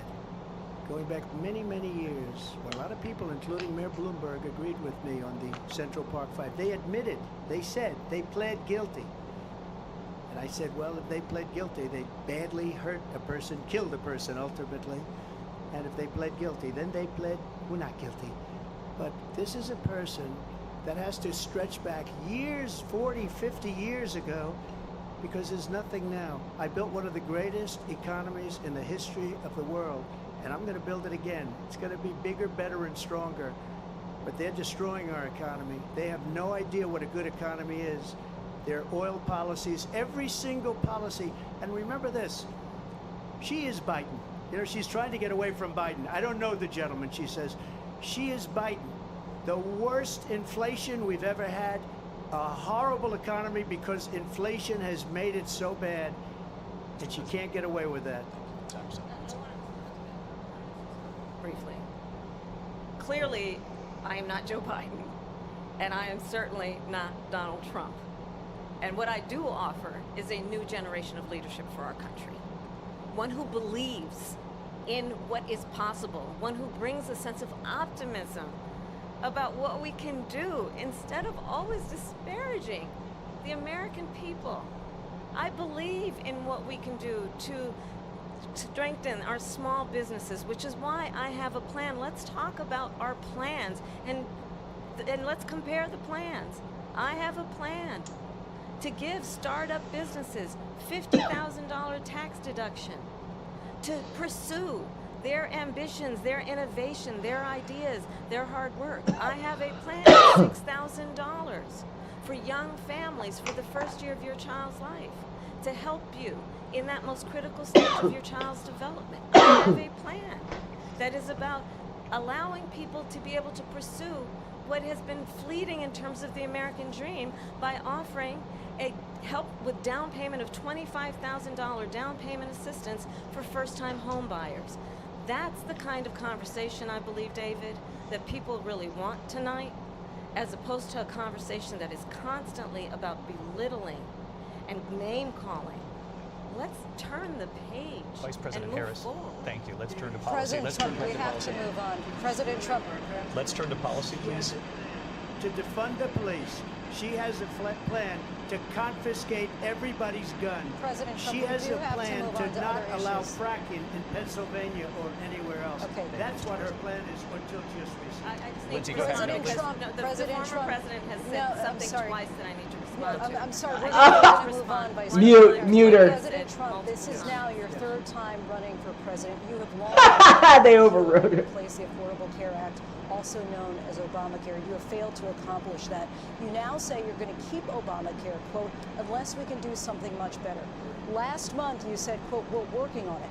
So tonight, 9 years after you first started running, do you have a plan, and can you tell us what it is? Obamacare was lousy health care, always was. It's not very good today. And what I said, that if we come up with something, and we are working on things, we're going to do it and we're going to replace it. But remember this, I inherited Obamacare because Democrats wouldn't change it. They wouldn't vote for it. They were unanimous. They wouldn't vote to change it. If they would have done that, we would have had a much better plan than Obamacare. But the Democrats came up, they wouldn't vote for it. I had a choice to make when I was president. Do I save it and make it as good as it can be, never going to be great, or do I let it rot? And I felt I had an obligation, even though politically it would have been good to just let it rot and let it go away. I decided, and I told my people, the top people, and they're very good people. I have a lot of good people in that administration. We read about the bad ones. We had some real bad ones too, and so do they. They have really bad ones. The difference is they don't get rid of them. But let me just explain. I had a choice to make. Do I save it and make it as good as it can be, or do I let it rot? And I saved it. I did the right thing. But it's still never going to be great, and it's too expensive for people.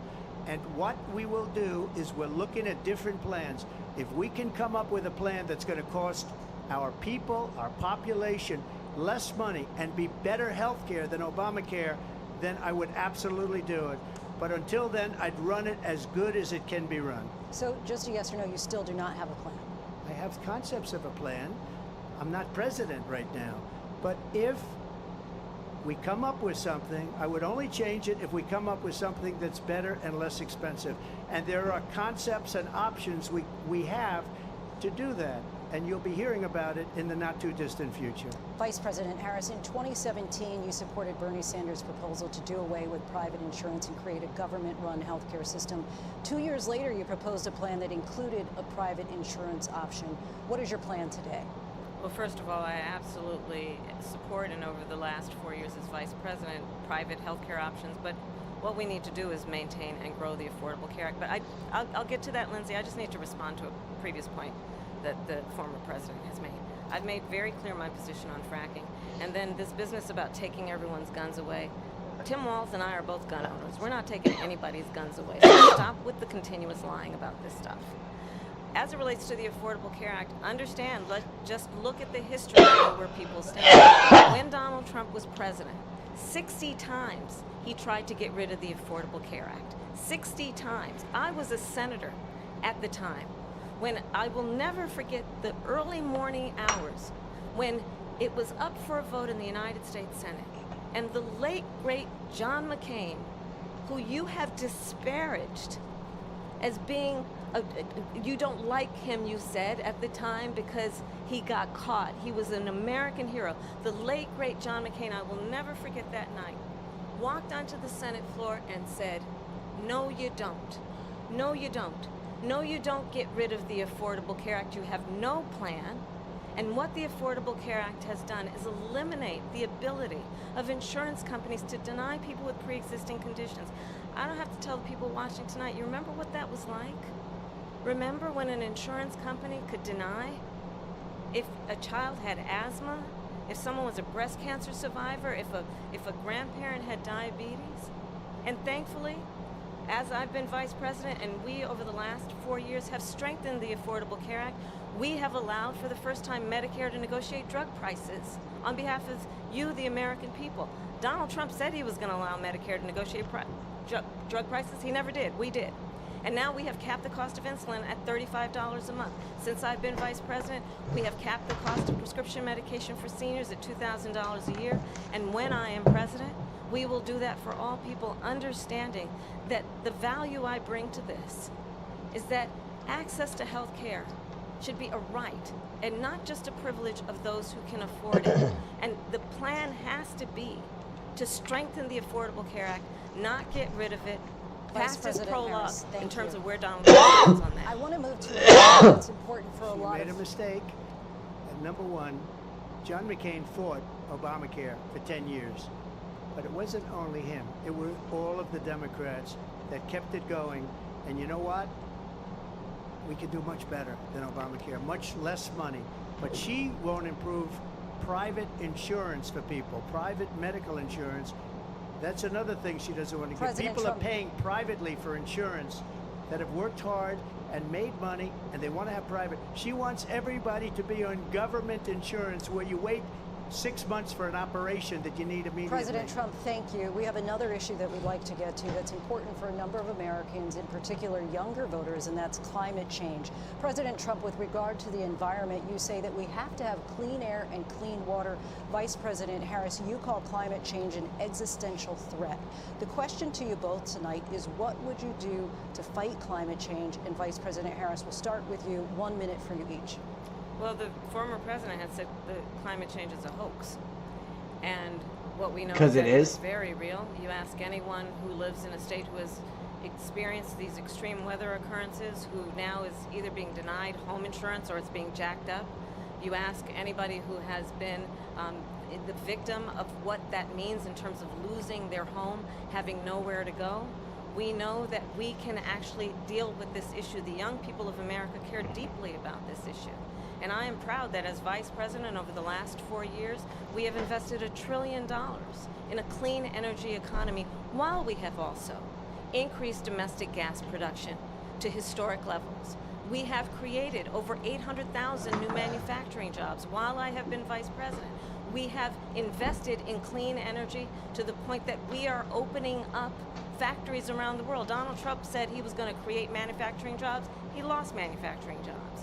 And I'm also proud to have the endorsement of the United Auto Workers and Sean Fain, who also know that part of building a clean energy economy includes investing in American-made products, American automobiles. It includes growing what we can do around American manufacturing and opening up auto plants, not closing them like happened under Donald Trump. Vice President Harris, thank you. That didn't happen under Donald Trump. Let me just tell you, they lost 10,000 manufacturing jobs this last Hey, month. love, can you see me? Can you hear me? They're all leaving. They're building big auto plants in Mexico, in many cases owned by China. They're building these massive plants, and they think they're going to sell their cars into the United States because of these people. What they have given to China is unbelievable. But we're not going to let that. We'll put tariffs on those cars so they can't come into our country, because they will kill the United Auto Workers and any auto worker, whether it's in Detroit or South Carolina or any other place. What they've done to business and manufacturing in this country is horrible. Nothing, because they refuse to. Biden doesn't go after people because supposedly China paid him millions of dollars. He's afraid to do it. Between him and his son, they get all this money from Ukraine. They get all this money from all of these different countries. And then you wonder, why is he so loyal to this one, that one, Ukraine, China? Why is he? Why did he get $3.5 million from the mayor of Moscow's wife? Why did she pay him $3.5 million? This is a crooked administration, and they're selling our country down the tubes. Thank you. Thank you. We'll be right back with closing statements from both of our candidates. An historic night, this ABC News presidential debate from Philadelphia. Back in a moment.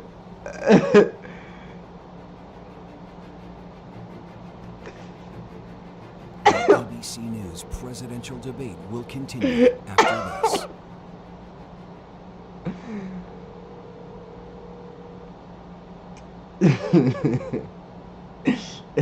What are you doing? You can see me. Yeah, I can see you. What is going on? That's- I'm so confused. I'm streaming it. You clicked on the link to my YouTube channel. Oh, okay. I just thought I was clicking on a thing to the debate. And then I'm like, what? When you popped on, and then I could hear you, and it was like real. I'm like, what is going on? Oh my gosh. That's so. You're so flipped out. That's so funny. I've never had that happen before. Oh, I should have kept. That's so funny. I'm like, oh my gosh. And you saw me, and then I'm waving at you. Oh, that's so wild. That's so funny. That's funny. It's been a weird day. Yeah. Yeah. So I'll leave you to your streaming. I'm going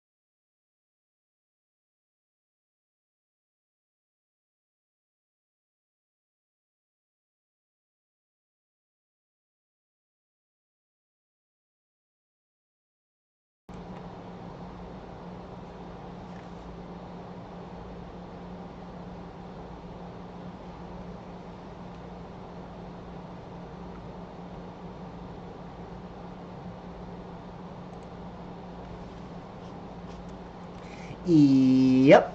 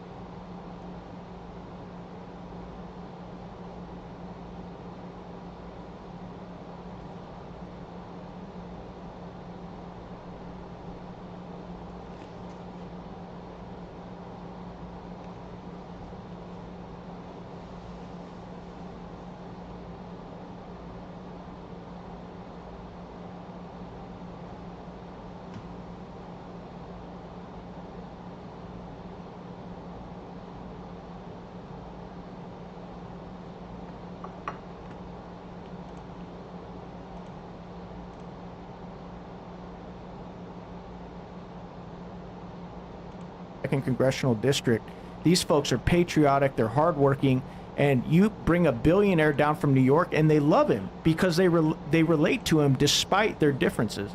Well, and he only had to mention his upbringing once and walked away from it, right? How many times have we heard her mom and middle class, like, whereas he just said, you know, I was given some money and I built an empire. I'm not going to go on and on about it. I mean, he knows that his success speaks for itself, where she has to convince you that she is someone from humble origin who is really connected to you. It's a big contrast right on the stage. Tim, did you ever do any research on whether or not she actually worked at McDonald's? Well, I mean, I read a few news stories, and they claim that she did not. Okay. So I mean, she claims she did, and the reporting was that they reached out to the McDonald's Corporation, I guess, issued a statement saying they had no record of her ever working there. She doesn't seem like the kind of person who does, unless you think she did. I don't know. Yeah, I'm just interested because when she talks about, you know, growing up in, you know, impoverished conditions, and then you see her house growing up, it's just like her whole persona, this whole life they're trying to create is just a complete lie. Looks like we are coming. And an attempt to take us backward. But we're not going back. And I do believe that the American people know we all have so much more in common than what separates us. And we can chart a new way forward. And a vision of that includes having a plan, understanding the aspirations, the dreams, the hopes, the ambition of the American people, which is why I intend to create an opportunity economy, investing in small businesses, in new families, in what we can do around protecting seniors, what we can do that is about giving hardworking folks a break and bringing down the cost of living. I believe in what we can do together that is about sustaining America's standing in the world and ensuring that we have the respect that we so rightly deserve, including respecting our military and ensuring we have the most lethal fighting force in the world. I will be a president that will protect our fundamental rights and freedoms, including the right of a woman to make decisions about her own body and not have her government tell her what to do. I'll tell you, I started my career as a prosecutor. I was a DA, I was an attorney general, a United States senator, and now vice president. I've only had one client, the people. And I'll tell you, as a prosecutor, I never asked a victim or a witness, are you a Republican or a Democrat? The only thing I ever asked them, are you okay? And that's the kind of president we need right now. Someone who cares about you and is not putting themselves first. I intend to be a president for all Americans and focus on what we can do over the next 10 and 20 years to build back up our country by investing right now in you, the American people. Vice President Harris, thank you. President Trump. So she just started by saying she's going to do this, she's going to do that, she's going to do all these wonderful things. Why hasn't she done it? Right. She's been there for 3.5 years. They've had 3.5 years to fix the border. They've had 3.5 years to create jobs, and all the things we talked about. Why hasn't she done it? Exactly. She should leave right now, go down to that beautiful White House, go to the Capitol, get everyone together and do the things you want to do, but you haven't done it, and you won't do it because you believe in things that the American people don't believe in. You believe in things like we're not going to frack, we're not going to take fossil fuel, we're not going to do things that are going to make this country strong, whether you like it or not. Germany tried that, and within 1 year they were back to building normal energy plants. We're not ready for it. We can't sacrifice our country for the sake of bad vision. But I just ask one simple question. Why didn't she do it? We're a failing nation. We're a nation that's in serious decline. We're being laughed at all over the world. All over the world they're laughed. I know the leaders very well. They're coming to see me. They call me. We're laughed at all over the world. They don't understand what happened to us as a nation. We're not a leader. We don't have any idea what's going on. We have wars going on in the Middle East. We have wars going on with Russia and Ukraine. We're going to end up in a third world war, and it'll be a war like no other because of nuclear weapons, the power of weaponry. I rebuilt our entire military. She gave a lot of it away to the Taliban. She gave it to Afghanistan. What these people have done to our country, and maybe toughest of all, is allowing millions of people to come into our country. Many of them are criminals, and they're destroying our country. The worst president, the worst vice president in the history of our country. President Trump, thank you. And that is our ABC News presidential debate from here in Philadelphia at the National Constitution Center. I'm Lindsay Davis. And I'm David Muir. Thank you for watching here in the U.S. and all over the world, and from all of us here at ABC News. Good night. Well, interesting take there by ABC. In the history of our country. President Trump, thank you. And that is our ABC News presidential debate from here in Philadelphia at the National Constitution. That was an absolutely brutal closing statement. From Trump. I think Trump won the debate in the closing statement. Why hasn't she done it? Absolutely. It's pretty damn good. I mean, she just offered platitudes, vision and opportunity economy, and I'm gonna work hard for this, that, and the other, but there's no significance. He can really nail the Biden administration on all of the specific failures and things that American people feel day to day, the economy, crime. It's not a comparison between the two of them. They're completely different. It was exactly 40 years ago when Ronald Reagan, no, I guess it's 44, when he said the famous words, "Are you better off Come now into than you our were 4 country, years many ago?" of them are Something criminals, that's run and they're through destroying history. our country. And The I think worst Trump just president, did the same worst thing. Why vice haven't they president done it? in the history of our country. President Trump, thank you. And that is our ABC News presidential debate from here in Philadelphia at the National Constitution Center. I'm Lindsay Davis. And I'm David Muir. Thank you for watching here in the U.S. and all over the world. And The from all of us national here we at ABC wipe our News. ass with its center. All right, so look, we have Rob Schneider coming on the show here in a little bit. We have our 7+1, by the way, failed excuses Kamala tried to use to get out of the debate. And we have Ginger Top in a few minutes. But look, let me just tell you one thing. This is, imagine you are, before we get to anything else, imagine you are Donald Trump right now. And we knew that this was the case. They say you praise white supremacists even though you condemned them. They say that you basically called for an insurrection even though you told people to be peaceful and patriotic. Then they say that you're a convicted felon because they trump up these charges and make sure that they can prosecute you and weaponize the DOJ. And then you know that the media is going to parrot that and give layups to Kamala Harris. That's what we are seeing here tonight. She wasn't able to pivot away from prosecutor felon. She still had to continue with that. And you have been able to, there's a very wide, very chasmous, if that's a term, disconnect. You know, like Willie Brown referred to Kamala Harris. There's a huge chasm between what the American public believe and what they are actually presenting to the American public right now. You know there's been a weaponization of the DOJ. Why? Because you've seen it. You've seen people from the DOJ say it. They are trying to act as though it is still legitimate and simply start with that as a premise. Donald Trump, of course, called for people to commit an insurrection. No, they didn't. Donald Trump, of course, who's facing all these charges and lost all of his cases in court. No, he hasn't. And she gets to use that as a springboard. Let me ask you this. Let's, just to give you an example, take John Jones, the UFC light heavyweight champion of the world. Okay. Put him against 3 people. Doesn't come out. Take Mike Tyson, put him against 3 people. Evander Holyfield, take Muhammad Ali. No one can take on a gang of people. Superman can't.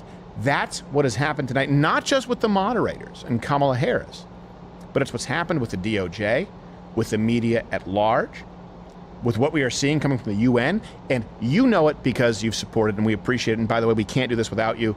Just click that button, join Mug Club, because we are in a sprint between now and election. It's a fight. Use the promo code Trump24, Trump2024. You get $24 off because we have more pieces to drop here from Mug Club Undercover. This is a systematic destruction of the institutions that Americans have known, and then the plan to gaslight you as to why don't you trust your institutions. So she did pretty well tonight. I would say tonight is a wash. I don't think it changes many minds, but imagine that you are facing that kind of an uphill battle. And by the way, you don't need to imagine it because you're facing that as a country. I don't know if you know this, but if you are an American citizen who disagrees with this administration, they'll ban you. They'll remove you. And let's go to that actually really quickly before we go to the fact check of all of this. Let's go to, we have these clips on page 17 of Tim Walz and Kamala Harris on free speech. So if Kamala Harris is president right now, all these claims that she has made, right now we're able to fact check it. But by the way, she's part of the administration that reached out to Spotify, to quote Jen Psaki. She's part of the administration who wanted to create a ministry of misinformation, effectively. Nina Jankowicz. Where they don't believe in your right to speak, they don't believe in our right to fact check. That's what is at stake in this election. Let's actually run this really quickly. You actually have not only members of this administration who supported the government of Brazil in banning political dissidents. That's the first time we've seen that in our country. Members of the DNC, supporting the banning of political dissidents in Brazil. Keith Ellison, obrigado, Brazil, for banning people who criticize the administration of Brazil. That is gut-wrenchingly terrifying. But as it relates to what they will do with American citizens here, and you, and your free speech, if you are watching right now on Rumble, on an independent platform, well, just take Kamala Harris and Tim Walz's word for it. Clip First Amendment montage. We will hold social media platforms accountable for the hate infiltrating their platforms. I think we need to push back on this. There's no guarantee to free speech on misinformation or hate speech, and especially around our democracy. Because they have a responsibility to help fight against this threat to our democracy. Your push, your call for Twitter to suspend the account of President Trump. The privilege of using those words in that way should probably be taken from him. I say this as a former prosecutor. You have to take seriously witness intimidation. You have to take seriously an attempt to obstruct justice. You have to take seriously a threat to a witness and really to their safety and potentially their life. If you don't police your platforms, we are going to hold you accountable. Obrigado, Brasil. Obrigado. Let's do a quick fact check of everything that has taken place tonight, and then we will go to a live fact check of CNN, then Rob Schneider, and then, of course, we have our 7+1, and we still have Ginger Top later in the show. All right, here we go. So I'm going to go backwards in reverse order a little bit here. Climate change, 30%, Sharks can't. 37, they can get electrocuted.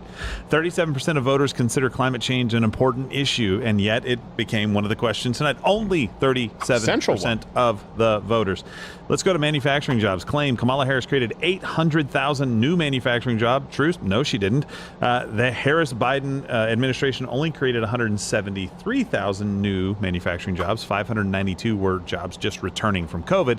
Let's contrast that with Donald Trump, who created 414,000 new jobs during his term. Manufacturing was down 0.9% or 115,000 as a part of industrial, which has been seen as rising, and part of an 818,000 job reversal there. Let's go to the ACA. Donald Trump said, the Affordable Care Act, by the way, no matter what you think of it, he said he would keep it as recently as 3 weeks ago, and yet that was a question I didn't think anybody in the United States of America was even asking right now, but ABC thought that it would be a good gotcha, apparently. No, it's 2012. Go on. Well, that's true. Negotiating on drug prices, Trump did put a $35 cap on insulin for Part D. All the Harris administration did was basically expand a good idea from Donald Trump, which they seem to do a lot of right now. Trump did not rent to black people, that claim that was made. Trump said we don't want to do what we don't want to do is rent to welfare cases, white or black. So a bit of a fact check there. He wasn't going after black tenants. He was saying, look, if it's a welfare case, I'm not going to rent to those people. Can we just stay away? Well, from by the way, white that's or also in black? a city that enforces rent control in certain municipalities. And by the way, Kamala Harris wants that across the United States. Exactly. But go on. Most of those people who were interviewed, by the way, on that subject said they were not aware of any discrimination. So it seems to be another trumped-up charge. Well, Kamala Harris knows it. That's true. Also, Kamala Harris did skip the Netanyahu address. Also did not meet him at the airport because apparently they were too busy shoving an old man into a coffin so that she could run for president of the United States. She was absent from his address to the joint session of Congress on Wednesday, which is one of the only things she does is attend things like that. And she does. She does attend. There. She's good at attending. The Iran's foreign minister said that Trump's sanction cost them $1 trillion. Biden freed up $6 billion to Iran. I mean, there's just so many of these things. Gaza casualties, we talked about 16,000 from Netanyahu, 40,000 from the Ministry of Disinformation, apparently, that comes out of Gaza, their health ministry. The SAVE Act, this bill requires proof. This is a huge one. This bill requires proof of U.S. citizenship to register to vote in federal elections. Dems will not agree to put the SAVE Act in government spending bill. And basically, they're saying it doesn't matter if you click check a box, right? And actually, I think Speaker Johnson had a really good analogy. He said, look, we don't let people buy alcohol by checking a box that says they're of age. We should not let people vote by checking a box that says they're a citizen. Seems reasonable. That's a really, really good way to put it. Peacefully and patriotically. Again, I cannot believe. Don't they that's want even a ID thing. and 21 years or older to purchase a firearm? Stephen, let me make it easier for you. You have to have an ID to check out a library book. Oh, well, shit. I haven't done that in a while. I know. That's not true. So the suckers and losers comment was made under the guise Also of their disparaging our military. Suckers and losers that originates from left-wing Atlantic. Snopes could not verify. Anti-Trumper John Bolton, who hates Donald Trump, by the way, said it was not true. Enemy attestation, essentially, right there. That guy has an apple duster made of gold from Foreign Wars. And by the way, this is huge. This is huge. Pennsylvania, I hope you're listening. The Biden administration took over 200 actions to make it harder to produce energy. Kamala Harris never cleaned up her comment that she would ban fracking. She said that Joe Biden wouldn't ban fracking. It's a very convenient way to get out of it. But guess what ABC didn't do? Fact checker. Call her on any of that. There's probably a Well, few let's go more. right now to host Hold of on. the Celebrity Daniel Mole. Dale, eat your freaking heart out. Yeah. That's a real fact. That's a real fact check. Let's go to host of Celebrity Mole and homosexual Anderson Cooper. He has said we all know are weak Noted points homosexual. to devastating effects. I've got more, by the way. Let's talk about what Donald Trump left us. Donald Trump left us the worst unemployment since the Great Depression. Donald Trump left us the worst public health epidemic in a century. Donald Trump left us the worst attack on our democracy since the Civil War. What the Wharton School has said is Donald Please Trump's fact plan check that. Yeah, go. would The actually worst attack on democracy since the Civil War. Let me hold on a second. Let me put that in context. The worst attack on democracy since the Civil War. She's talking about January 6th, where the only person who was shot was a protester by a rogue Capitol policeman. When she says the worst attack on democracy since the Civil War, that includes Pearl Harbor. That includes 9/11. By the way, that includes the first attack on the World Trade Center. Yeah. For Gen Z folk who don't remember. I don't know if you know this, Biggie rapped about it. Just so you have an idea, it wasn't even the first one. 9/11 was the attack on the World Trade Center. At Yes. some point? Times two. That includes the Unabomber. That includes Timothy McVeigh. Holy cow. That includes every mass terror incident since the Civil War. And the Cold War, which their whole point was to get rid of us. By the way, this is breaking news right now, so let's bring this up from Caitlin Collins on X. Moments after the debate ends, the Harris campaign calls for a second debate. You know why? So she feels confident. She did much better than She expectations. did better than people expect. I said that the I'm not gonna expectations were underplay too it. low. Expectations were incredibly low. She did way better than expectations. We'll see what kind of effect this actually has on polls, though. Yeah, I think it'll maybe have a slight boost for Harris because people were looking for a reason to not vote for Donald Trump. But between now and election, I don't think this moves the needle that much. I think for a couple of days it will. For a couple of days it will. The poly market. For people who are mad, just so you know, I'm just speaking the truth. I don't think he did as well as he could have. No. He unfortunately he sort of validated their criticisms that he can't be disciplined to stay on point, to stay on message. He did sometimes. It wasn't terrible, but it wasn't as laser focused as it needs to be. And the question remains to be answered. Does he have people around him who will tell him, you've got to do X, Y, Z, and you will win? Do not take the bait. He took the bait a couple of times. Of course, I get it. It's not lost on me. It was 3-on-1, and it was nothing but word salad. But he could have been better prepared for that. Let's go to ABC, guys. Really quickly, switch over to ABC. I believe J.D. Vance is on ABC right now talking about this. So if you can bring that up in a second, we'll come back, obviously, over to these guys here on CNN in just a second. But yeah, no, I think she outperformed. I hate to say that, guys. Look, I'm not saying that Kamala Harris did a really good job based on the facts. She didn't do a good job based on the facts. She got checked at just about every turn from Donald Trump. But when Donald Trump is playing against 3 people, it's going to be a really hard sell for him, right? So I think he did good. He needs to do great. I don't want this to even be a close decision because she's lying her butt off. They may have gone to commercial. We'll see. Are we live on ABC right now? Yeah. Yep. She has to fulfill the facade. He has to break it apart and then kind of fill in the blanks. And it's tough to do. Believe me, I understand it. It is tough to do, but she did better than expected. Like I said, there's always a danger to setting the expectation really, really low. And I don't know that there's any way to perform more effectively than he did against Joe Biden because no presidential debate has ever been that one-sided in American history. Nothing she said was accurate or true, but she said it in a way that maybe could sell the Americans who are looking for a reason to vote for not Donald Trump. Yeah. And I also think she was looking for moments to be able to use in social media. I think she was looking for opportunities to be able to put stuff out and clip things. And I don't think she was really worried so much about making sure that she was accurate. She's just going to say, this guy's lying. He's going to have all these different things. And when Donald Trump meanders, it plays into that. Yeah. People go, oh, he's running from point to point to point. He's kind of moving around a little bit here. And he comes back a little bit angry about the attacks. He didn't